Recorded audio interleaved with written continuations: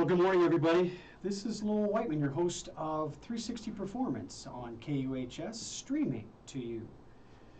It's an interesting day today because, as usual in Colorado, weather tends to dictate a lot of our behavior. Well, we've had some wonderful days since Monday. Maybe the last 10 days have been pretty good. But then all of a sudden, as I'm coming home from, of all things, golfing, the temperature dropped, I think, 10 to 15 degrees. And I'm looking at myself in the mirror of my car, and I'm going, whoa, this is really interesting. And then I was reminded that we've got snow coming.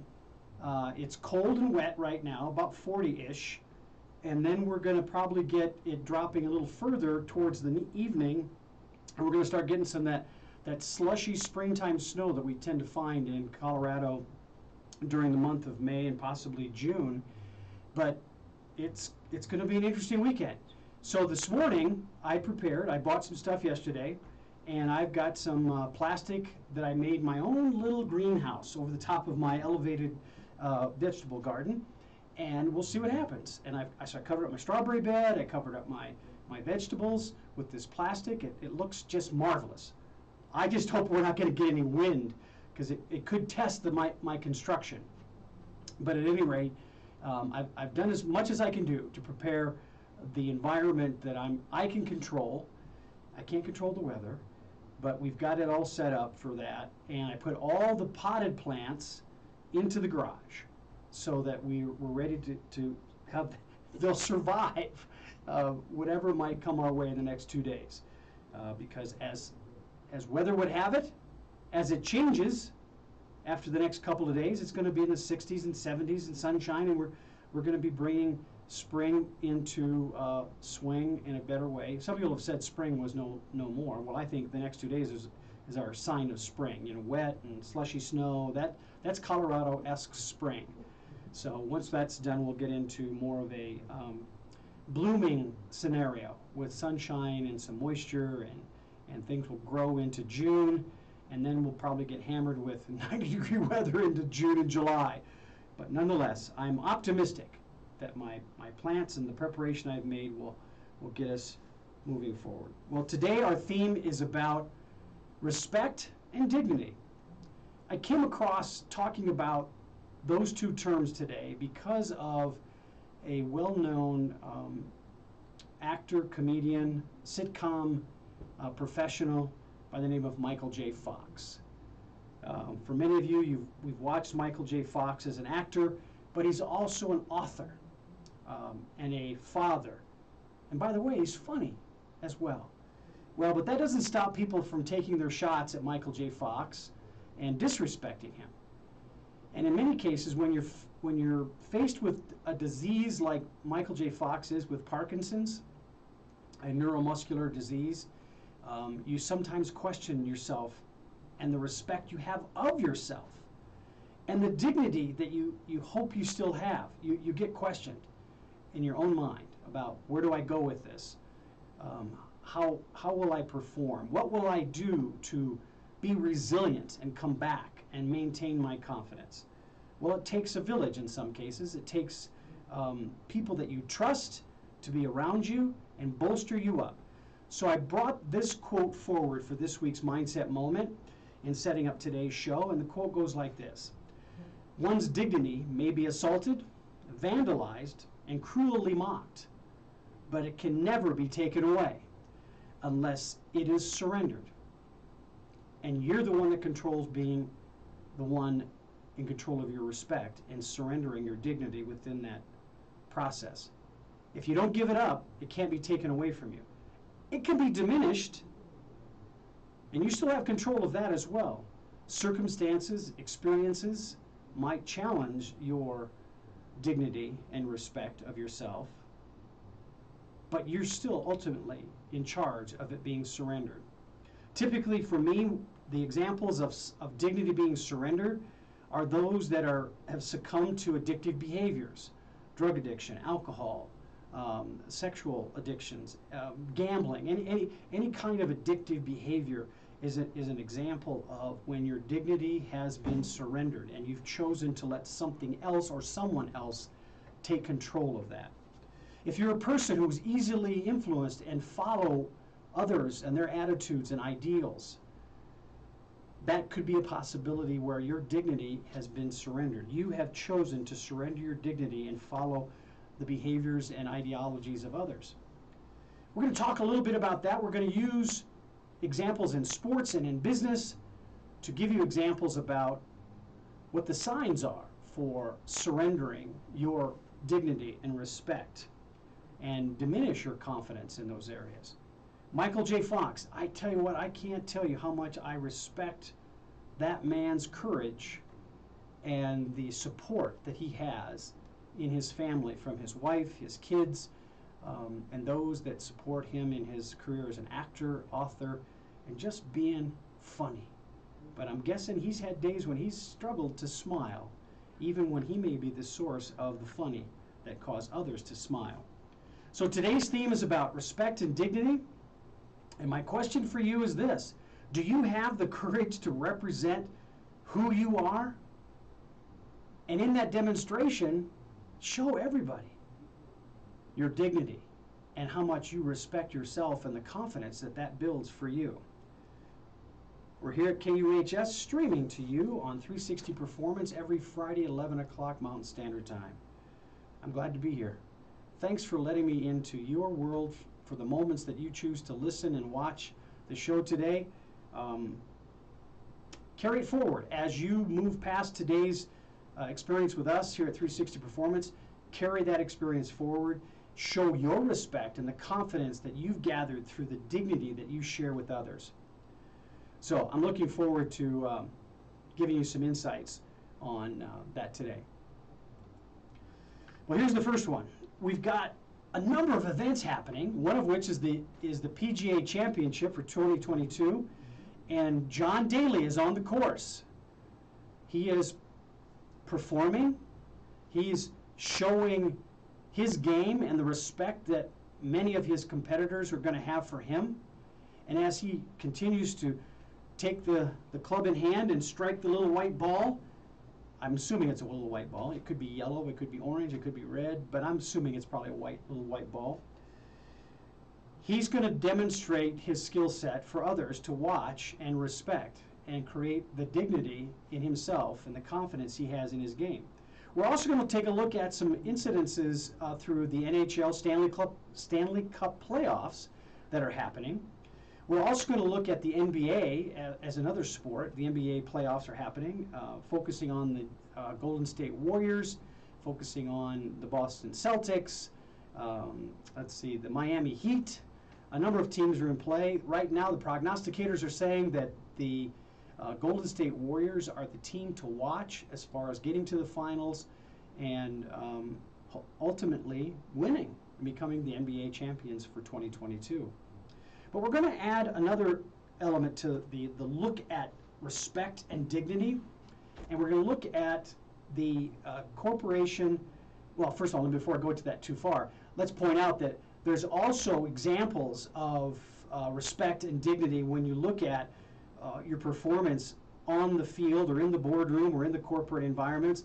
Are you satisfied? Well, apparently the Edmonton Oilers were not satisfied when the Flames tied them up 6-6 in the last few minutes of the second period, but then went on to score the quickest 2 goals ever. They went up 7-6, but then got the 2 quickest goals ever in Stanley Cup playoff history, and eventually won that game 9-6 over the Flames. Which is very interesting. It was a very exciting game to watch. But the Oilers weren't satisfied, and the Flames might have been satisfied when they tied them at 6-6. And at one point in the first and early part of the second period, they were ahead of the Oilers. But the Oilers persevered. They weren't satisfied. They respected themselves way too much to give in to the Flames. So as I say that, I'll now shift what I started to say about the business environment, the corporate environment. We're going to take a look at, a case study that goes back to 2020 with WeWorks, the WeWorks company and the what looked to be maybe a fraudulent issue, a misrepresentation of good works. They overstated their respect and had a huge impression of what and how they should be dignified. And that's Adam and Rebbe Newman, or Rebecca, always going by Rebbe. That's interesting to me because in Hebrew, Rebbe is also a way of saying teacher or rabbi. Rabbi is a teacher. But Rebbe Newman, to many, wasn't anything near a teacher. She was demanding, dictatorial almost in many regards, but not for the benefit of others, primarily for the benefit of her. And she got her husband Adam to support her aspirations and desires to the point where they took a lot of money. They had a $1.7 billion golden parachute that under contract for them. So now they find themselves protecting each other in Israel to try to stay away from the press. But their story is one that, for me, is about dignity and respect. And there's kind of camouflage and smoke and mirrors that can be used to misrepresent what is the true level of respect and dignity that you should show folks.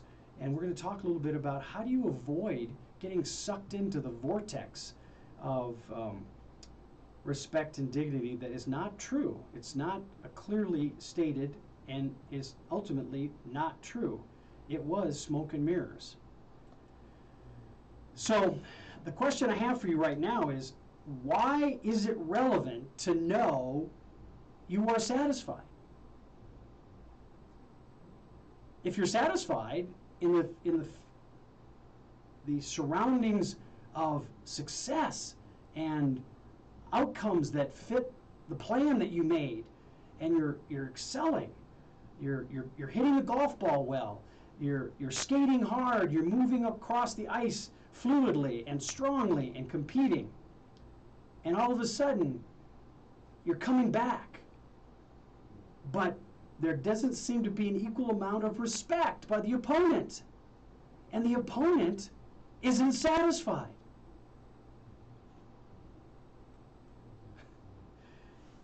So is there more to discover in the midst of a competitive environment?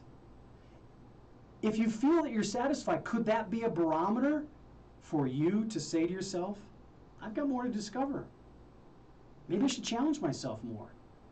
Maybe the dignity of my role and my skill set needs to be refreshed so that I can have even greater respect for myself, because I don't feel myself or see myself doing what is necessary in this moment to meet up to the respect I have for myself.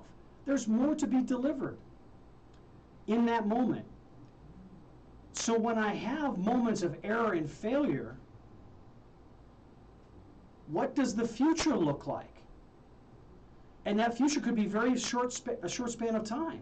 Like in the game with the Edmonton Oilers and the Flames earlier this week, Edmonton looked at what was going on, looked at how the Flame was coming back, and said to themselves, you know, we got to reassess this in this moment really quickly and respond. Be uber resilient. So there are a number of different behaviors defined by terms like resiliency, courage, respect, dignity, satisfaction, that in the moment of competing, of performing, you need to evaluate those terms as it relates to you and the respect you have for you and the dignity that you have in your own spirit and capabilities.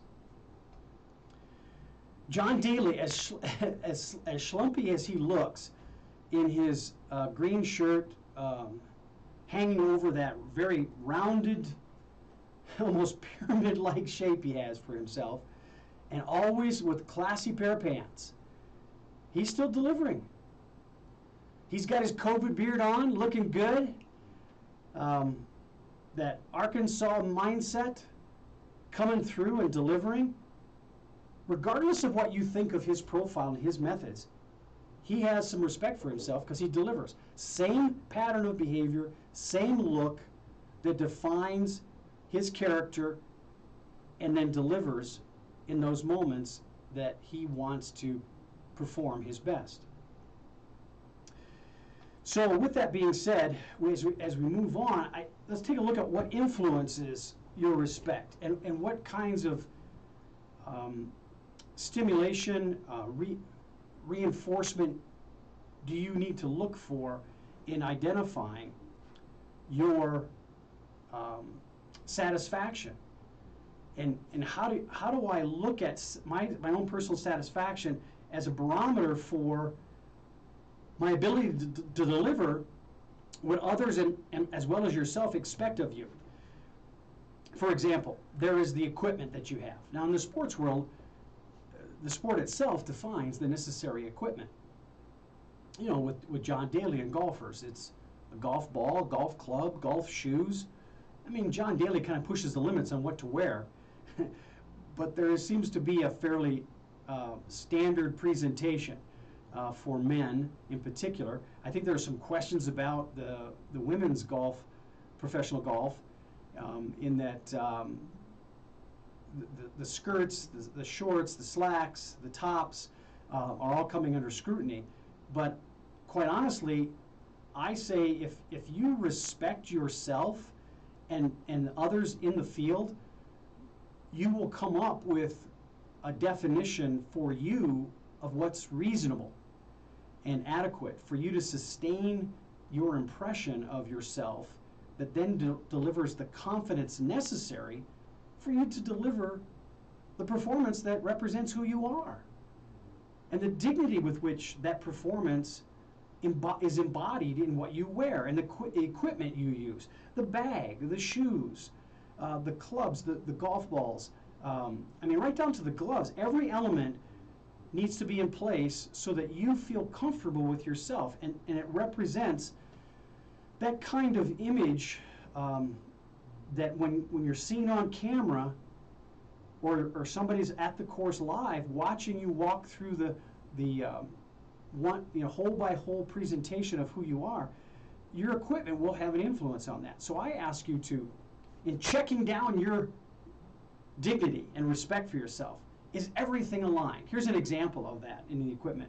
I've got, no matter what the sport is, if you're carrying your equipment in a bag, in a backpack, maybe you have both, maybe the luggage that has the backpack has the bag that you bring to the course or to the arena is separated from the baggage, the total amount of baggage you bring to the hotels when you travel.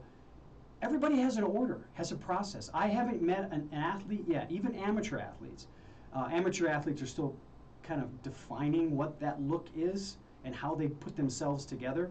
But as you get to college and you're really competing and you're moving forward towards that eventual outcome of becoming a pro, everybody has a system of where do the shoes go, how do I fold things, and how do I posture all of my equipment for taking care of me. I might have some lotions and some balms that I use when I put on my sore muscles, or I put it in my hands because I want my hands to feel a certain way when I grab the club or I grab the racket or I grab the bat. I know with baseball, there's a whole routine for every athlete. The next time you go to a game, or if you happen to watch it on TV and they capture guys in the on-deck circle, watch the differences between one player and another and how they use a pine tar rag versus a pine tar stick, and where they put it on their bat. Everybody has a different approach. And if you were to ask them to change that approach, that would impinge, first of all, your respect of them. If you even ask, that's maybe disrespectful. Why is it important to you? Let them be what they need to be so that they can have the dignity, and you can have represent dignity and for them in yourself for how they treat their equipment. Tennis players, there are certain tennis players at both the amateur and pro ranks. They'll pull their strings at certain times. I can tell when certain tennis players have an emotional moment just by the when they pull those strings and at what occurred during the match for them to go and pull their strings. They could be still on the court, standing at the end lines, pulling their strings and push them around, or they could be sitting on the side in between games and matches. It all indicates to me certain things are going on. And then if I combine watching their facial expressions, their nonverbal body postures, so equipment plays a role in maintaining the confidence and your own vision of respecting yourself and telling yourself, I'm not satisfied. I want to get after this. There's also a I am satisfied look as well, a kind of a calm peace on the facial expressions and whether or not you are touching your equipment in a way that represents that satisfaction. I'm not saying satisfaction is bad, but satisfaction can also be a barometer for the athlete and the teams as to gearing it up, getting ready, preparing for error and failure. Because if you get too immersed in satisfaction, a satisfied feeling, error and failure may not be too far behind that feeling. There's an edge, that sharpness that you want to see. When you watch the Avalanche, if you're a Colorado hockey fan and you watch the Avalanche, last night's game, even though they lost and the series got evened up 1 game apiece with the Blues, the Avs came out skating pretty sharp, and I was optimistic of what I was seeing. But then the strength and power of the Blues started to come through. They then showed me some respect they had for themselves and that dignity that was manifested because of that, and their confidence went way up, and they had way more shots on goal early on. So those are indicators that they were really feeling it. They weren't satisfied. I'm not saying the Avs were satisfied, but the degree of satisfaction was down for the Blues compared to the Avs. The Blues had lost a hard-fought game to the Avs a couple nights before, and the series and in that first game, it was an overtime win by the Avs. So there's a lot of indicators that tell me how satisfied a team and or an individual is, and much of that's manifested through their equipment and through the devices that define who they are. Another thing that defines that is the environments that you're in. In the business world, you go to the boardroom, you go to the office. Well, not so true for everybody. There's the virtual participation and the occasional get-together. And not necessarily because they're trying to be safe in a health standpoint and mitigating any exchange of viral components with each other, the viruses that are still around, because many people at high corporate levels in very large national companies, they're all vaccinated. They have proof of vaccination and they ask for it with their customers. But that environment, those requests, those guidelines, those parameters of participation define the environment. That definition of the environment and the rules with which one has to operate within that is not just about in-person, it's also about virtual. Well, this is the first time that virtual is becoming a norm for our environments. So people are looking at that going, gosh, what about that do I respect? Do I respect virtual? No, I want to go in the office. How does leadership identify who should be led in the office? If our philosophy is to push everybody out and be virtual, should we be aware and respect others' need to not be in the office? And equally true, should we be respecting those who don't want to be in the office for whatever the reason is? Some are hyper concerned about their health. That's the reason why they don't want to be in the office. Are we asking questions about that? Are we measuring the degree of respect and satisfaction people have in that? Because we would not get as much productivity out of people who are concerned about being in the office and confined in a cubicle with everybody else around them. But then there's the other side. You know, there's the people who, the environment, it's not a big deal. I'd much rather work at home. In fact, I feel I'm more productive if I'm working at home or at some remote location. And what's interesting for me in this environment discussion about being fully respected as an employee, so that I maintain my dignity, it's maintenance of that dignity that creates the confidence and the productivity that your employer wants to see, or your coach wants to see in you as a player.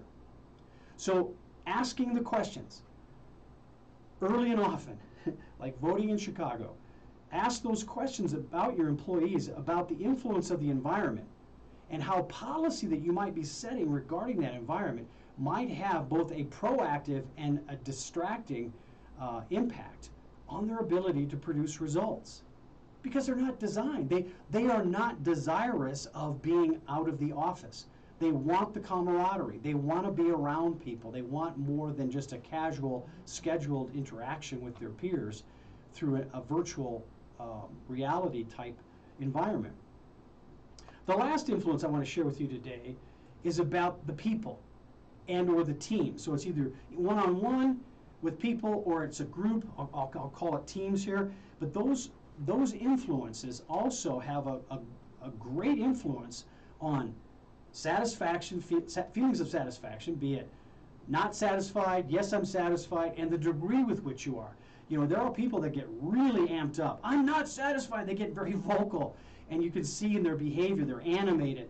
They're really aggressive in their approach to the sport that they're playing or the workload that they have. They just really want to get after it. And they don't want to be satisfied. In fact, they may never be satisfied because they're always looking for the next hit, the next shot on goal, the next attempt at being at bat at the plate, or the next three-point shot. Or in business, it's the next accomplishment of satisfying the needs of a customer or going and getting that new customer that helps us expand our horizons and builds on what we do. So the people and the teams that are created based on the interactions of those teams, of those people, has an influence and an impact on the respect and dignity that is created within those individuals.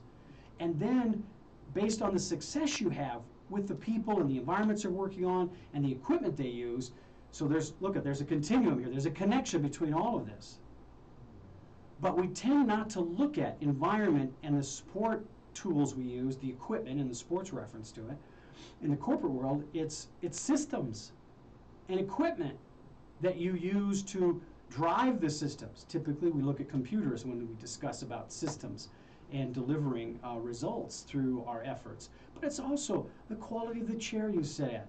Do you like a cubby that has the walls up a little higher and you have to stand up to see over them? Or do you like a little pane of glass in there so you can see through it to see who's walking by? I mean, there's all different levels of ergonomic considerations that influence the systems that drive your respect and definition of the dignity you have for yourself and others. It's understanding that and supporting it, sharing it, that becomes really a challenge between the people and teams and the environments they work in, and then the equipment and support you bring in a tangible way to their efforts. In the corporate world, not unlike the athlete, they have organizational structures that they like at their desk, at their home office. If you walk into my office and you're a person who's very well organized in the way you set up your desk and your files and stuff, you walk into my office and you might go, what? How do you get anything done in this space? There's so much stacks of things around your office. There's so many different stimuluses, monitors and little tchotchkes on the shelves that might distract me, but they're not as much of a distraction as they are something that reminds me of who I am and the respect I have for myself or the people that gave me or the circumstances and environments that I was in that earned me those emblems. I've got a bowl ring that I love it's in my eye, my view. I can look at it, not unless I look up a little bit, so it's not directly in front of me. But when I walk around and I see that, I get reminded of that. So that's my environment. For other people, and the teams I might work in, if I have a meeting in my office, it might not be a good place for some of those people to be in my office, because I might, in fact, disrespect them and not give them the consideration of who they are, and we need to move to a different place. But I need to find that out. Either they share with me or I discover it in some other way. But it's important in our cultures to make sure we look at these things so that we honor the respect that they deserve, so that we are not going to challenge their dignity and diminish who they are. So it's the people and things I want to ask you to consider very carefully within the environments that you work in, because when you add one's perception of their dignity plus their pride in themselves, their satisfaction about who they are, you build confidence. That respect, that pride that they have in themselves, combined with their definition of their dignity, is what creates a foundation of confidence for themselves. So it goes back to what I said to you earlier. Equipment, the tools you use to help you deliver what helps you feel good about you in the environments that you're in, you add those two together. And remember, environments could be ones you go to as well as ones provided for you. But when you combine those two things together with people and teams, you begin to get a good sense of those influences, resources, and things that are necessary to not only sustain, be satisfied, your respect for yourself and others, but also then builds that dignity and pride in what you've done so that you can maintain some confidence. Now, there are some challenges within this. You know, if somebody messes with your desk, changes your equipment, or breaks it, or doesn't properly repair it, or people are changed on your teams, or now you're having to deal with new people that have been added and build a whole new relationship. Well, those changes are constants. You got to be aware of that so that you are truly never, ever really satisfied.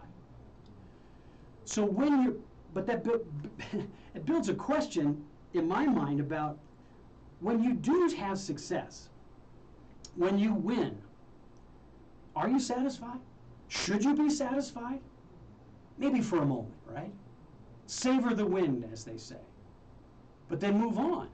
Because a win isn't necessarily the scoreboard saying you won and somebody lost.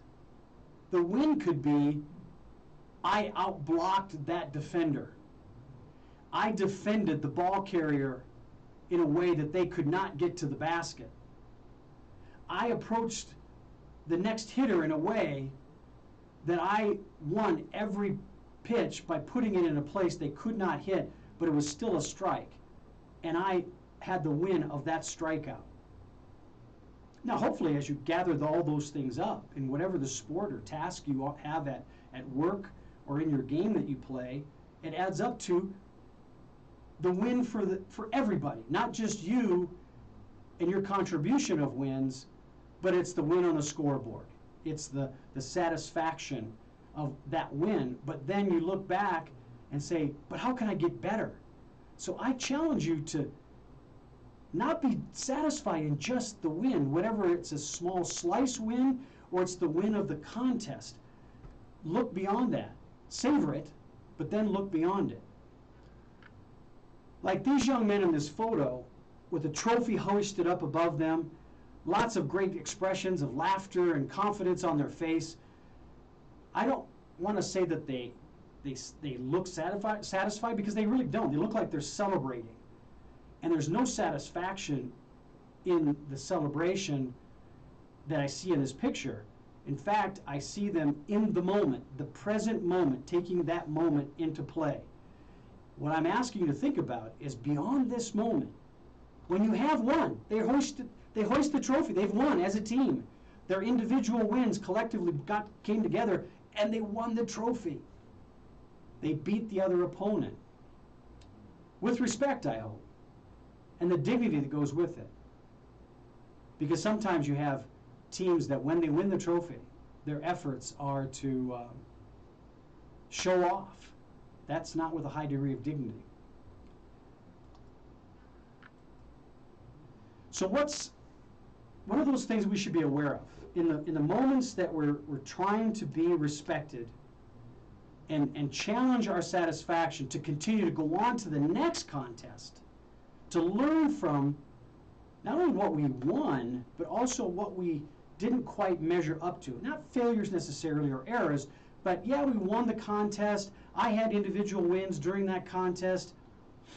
But I want to be respected for my ability, my dignified ability to go forward and take the next challenge. And in fact, ask for the next challenge. Where is it? Where's it coming from?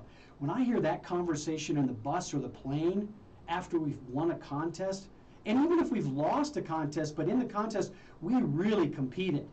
We had individual wins at high levels. We just didn't get the win for the team at the end. What more do we need to be aware of? Be aware of who defines your satisfaction. It's not solely you. It's maybe started by you and ended by you in defining what those satisfactions are, but many people might be involved. Many things, environments might be involved in defining your satisfaction. Look at those components. I put it into 3 simple parts: equipment, environment, and people and teams that you're involved with.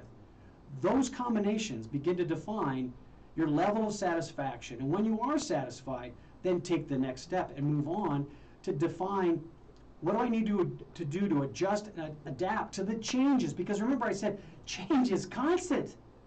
It's not going to go away. Be aware of it. Practice and plan based on those successes and some of those failures on what you need to adjust and adapt to in the future as you move forward. It will become self-defining as you look at it. No guarantees. Some things might change that you've never seen before. But don't overlook what you have seen, and prepare methods and strategies, action steps on how to adjust and adapt.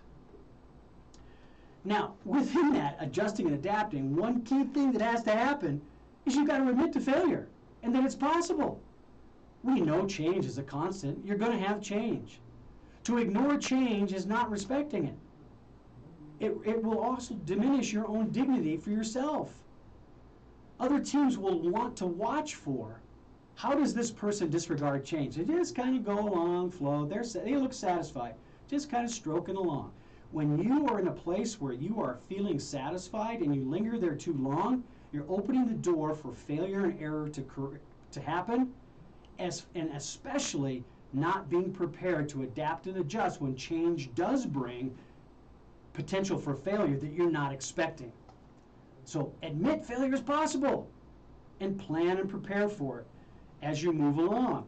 Make sure that you do that, because that then helps put the foundational components together where you define what success looks like. And you are performing. You are trying to succeed with actions and steps that you know you can respect because you've practiced it.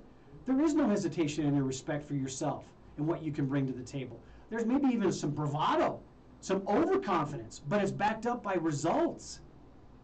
You are in the driver's seat for defining your success by looking at what it is that is needed there for you to respect yourself and value that high level of dignity that you're going to have in your performance, because you've practiced it so much through the definition of the goals you've set for yourself. You know, the goals in your practice routines. I'm going to do 100 push-ups every 30 minutes. Maybe a little bit much. But let me give you a more accurate example. Michael Jordan, 500 jump shots before game time. He would, in practice during a week, he would shoot 1,000 jump shots a week, over 500 foul shots. I mean, the man was amazing.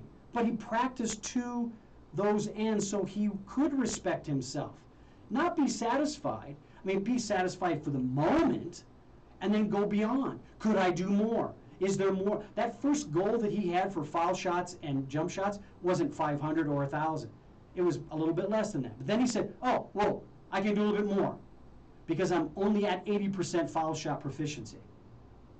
I could get more. I'm not at 100 yet, am I? Define your goals for yourself so that you can build towards those efforts. Like this ski crosser, a junior Olympian.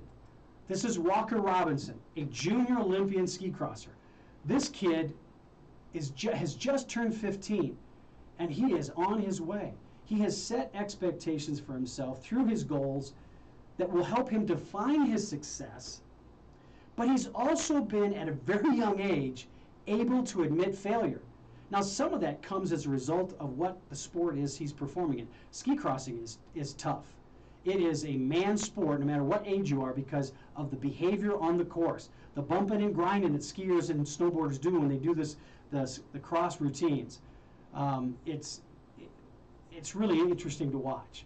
It's human beings on snow with their equipment acting like Indy car drivers, strategizing the course, adjusting their speed, increasing their speed, bumping into each other at the right time, but without offending them, without disrespecting them, and having the dignity to move on and really excel, and regardless of the outcome, adapt and adjust, and have that level of confidence and respect for yourself and the competitors to shake their hand. Unlike a Tom Brady, who has a difficult time when he loses the game shaking the hands of the opposing quarterback. I think he's gotten better. He's raised his level of respect for himself and others so that his dignity comes right along with it. He has a high level of dignity for others. But Walker Robinson is a young example for me of the awareness check you need to have to be able to really land yourself in a place of high self-respect and high level of dignity for the efforts that you put out, so that your image through your behaviors is very transparent as to what you deserve from others in their respect for you, in dignifying your performance through like handshakes, pats on the backs. You may have gotten your ass handed to you, but you're willing to go up to Walker Robinson and say, "Good race, kid. I'm glad you're here." 15 years old. Look for him on the Olympic podium in the years to come. He's a good kid, a really good kid. Works hard at what he does, and is, without hesitation, having a lot of fun going through his checklist of what the success is for him and what it's required to adapt and adjust. As I give you this quote, and I'll state the quote here in a minute, but for those of you watching, you can read the quote from Edward Deming. I want to share with you that we've got some exciting things coming up. We're hopefully going to interview some coaches from Mesa University. We had head coach Miles, coach of our on the show a while back. They'll be bringing their bus of coaches through the Denver metro area, looking for new young recruits as they put their team together prior to their two-a-day sessions starting in August and getting ready for their season. As our college and high school programs all over the country are doing. The pros have a similar routine, but they'll start a little earlier as far as they have a preseason that they have, whereas college doesn't have that early start like pros do. They'll have some non-conference games in September, but not a preseason like what the pros do in August. So you've got pro players getting themselves ready and asking themselves a lot of questions. And it's important to ask questions, to be curious, but be curious in an open way, a forthright way. And that's why this Edward Deming quote is so common for me to bring up to you and share with you. Because it goes like this: if you don't know how to ask the right question, you're going to have difficult time discovering anything. So the exact quote from Edward Deming is, if you don't know how to ask the right questions, you will discover nothing. You need to ask. If you are thinking you shouldn't ask questions, you might have a level of arrogance that's getting in your way in an effort to adapt and adjust. Arrogance tends to be a real roadblock for a lot of very talented performers in business, in sports, in entertainment. When the arrogance pops out, those are people who tend to be people who think of themselves as satisfied. Yeah, I'm making millions of dollars. I'm good. I don't need to push myself too hard. Well, you might not have to push yourself too hard, but you better be aware. Go through the checklist of defining your goals, identifying how you are successful so that you know when to adapt and adjust. You know when the time is to get yourself in a place to be aware. Because your future is influenced by how you manage your degree of satisfaction. I didn't say don't feel it, don't recognize it. I said don't dwell on it. Don't wallow in your satisfaction. Don't sit on your satisfaction because it feels so good, so warm and cuddly, like a fuzzy blanket and a warm night with popcorn and a movie. All that's great. But once this moment is over, move on.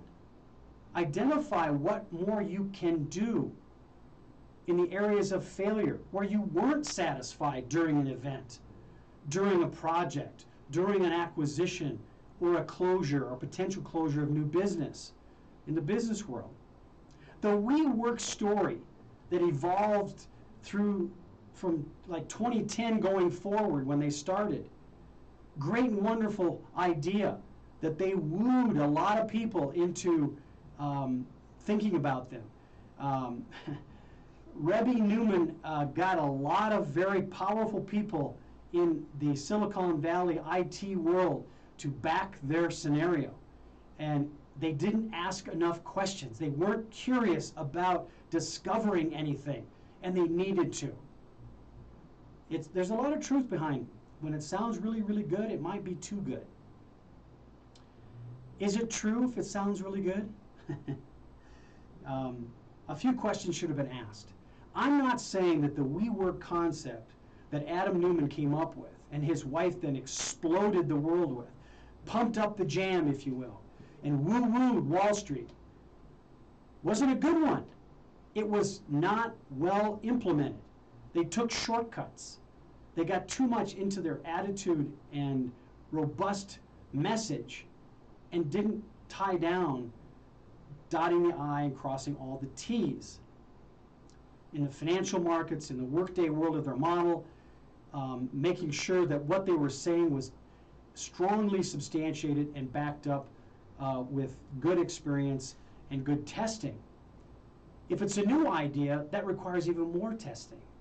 If it's a new procedure and process to go down the mountain and cut the edges and go across the courses, when you have downhill racers, ski cross racers, they have practice runs and inspections of the courses.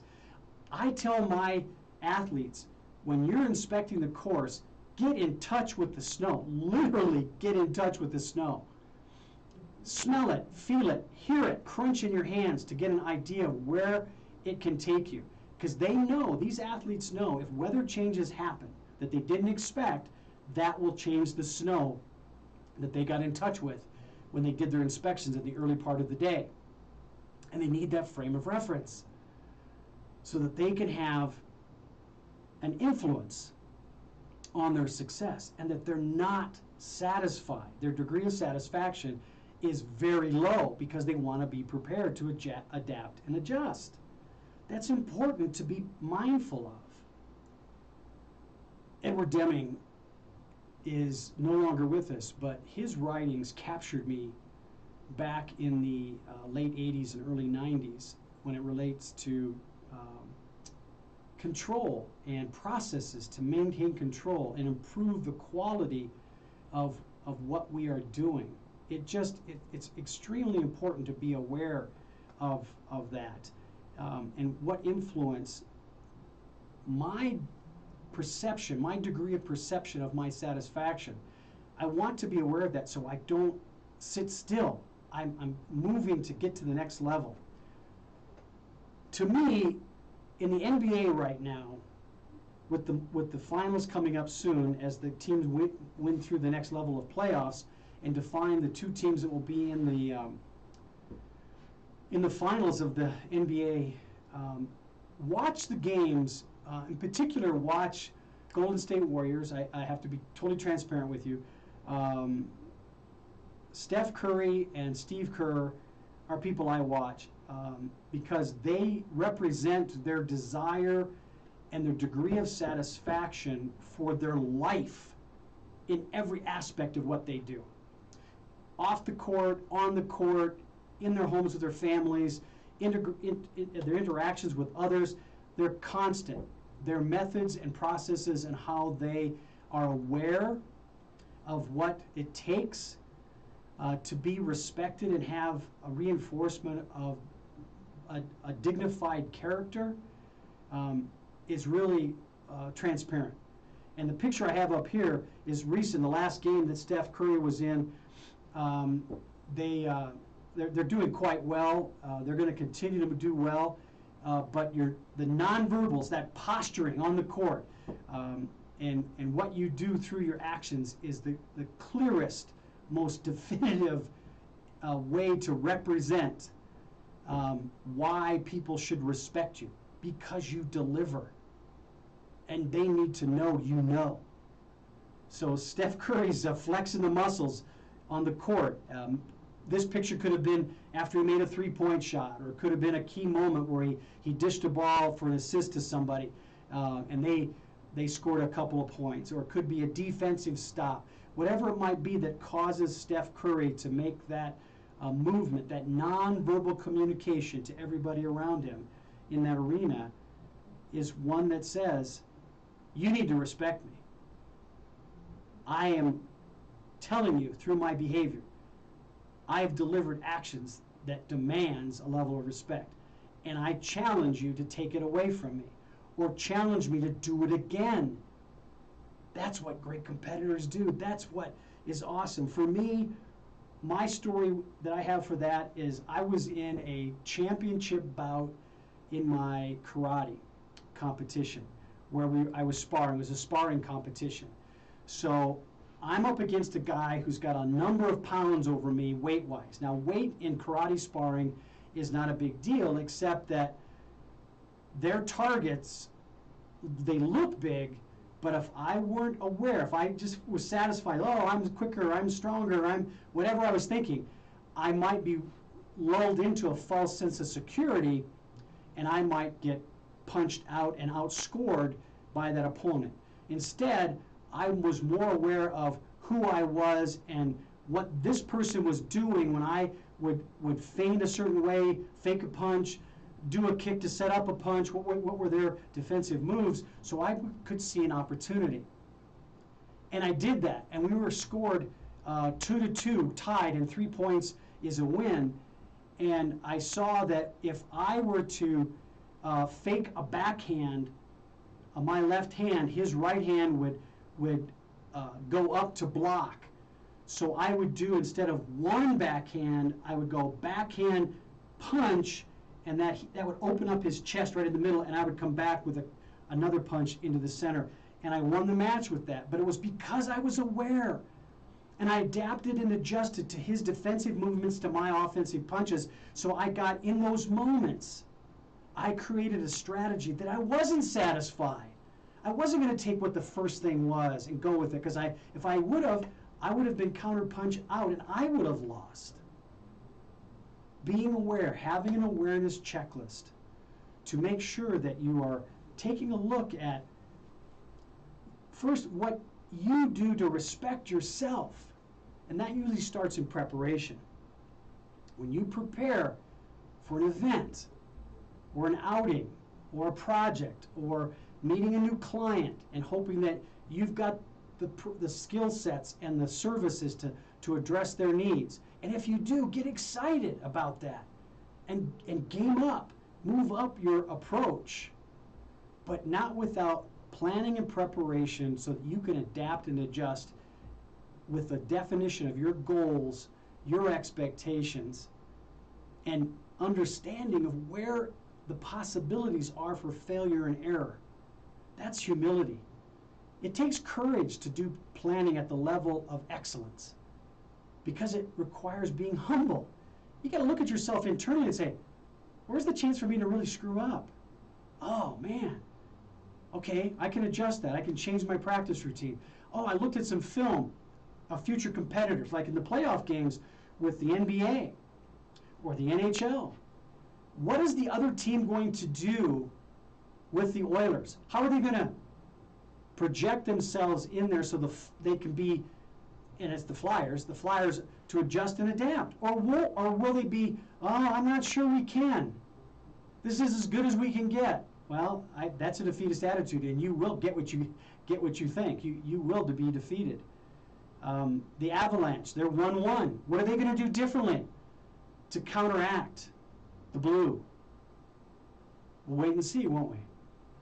Those are the kind of things that, if you start with a genuine respect for others, from a respect to yourself, you then define the foundation of dignity that you have for yourself that others will have to respond to. The strength of your own dignity creates a position that others will have to sit up and take notice. You have to honor Steph Curry and his three-point shot. But I can tell you with confidence, he has worked on his game to the hole. He has worked on his strength and power to get to the basket, ball handling skills, body posture, taking the pushes and the shoves that he gets when he cuts through the baseline. He's getting contact anywhere from 2 to 4 times before he even gets the ball passed to him. And that's assuming he gets the ball passed to him. Because if they play good defense on him, he may not get the ball. But he got punished all the way to that outcome, which was not success. And some of that outcome wasn't because he didn't do what he could do. Perhaps his teammates didn't do that. So the respect with one another has to be high. So when Steph comes to you and says, man, could you give me a little bit more? Man, I respect who you are, but I need a little bit more. Could you give me a little bit more? And open me up. And then it's his respect in his planning and dignity in what he brings to the table that then allows him to drop that shot down. That in itself is an honor statement to the teammates he just asked to do a little bit more. Get me open. I can do this. Or on the opposite side of that, him working hard to drive to the hole. And because of that, draw attention so that you get open. The person he asked to give more, he now got you open because he respects you. He delivers respect to you for what you can deliver for him. That's the cycle, man. That's what it has to happen. Regretfully, I'm saddened by the fact that I don't see enough of it. I see too many people being satisfied on the many things that they can acquire and then not pushing hard enough or asking for more from others. It's the mutual respect through your behavior that dignifies an extra effort. I hope we have more of that. I'd like to see more of that. But I'm not so sure it's there. Steph Curry just showed us the look of not satisfied. He wants more in the NBA playoffs in 2022.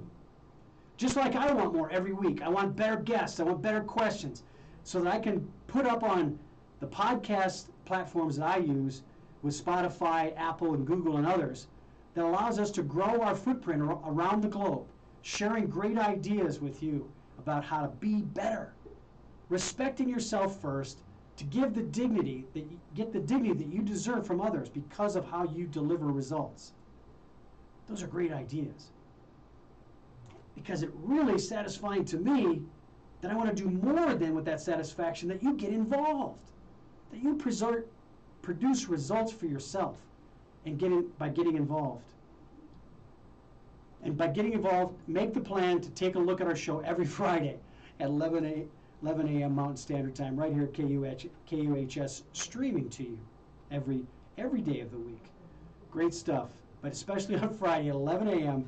Mountain Standard Time, KUHS is streaming to you, giving you the best that we can deliver, and hopefully asking for your challenging us because you respect us.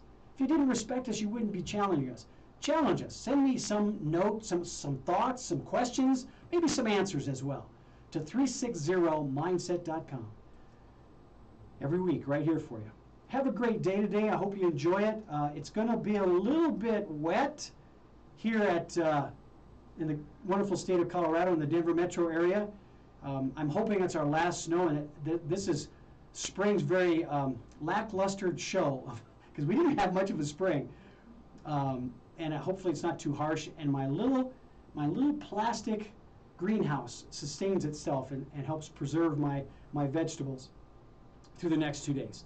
Hey, you guys have a great day today. Enjoy yourselves. In whatever you do, be well. Take care now.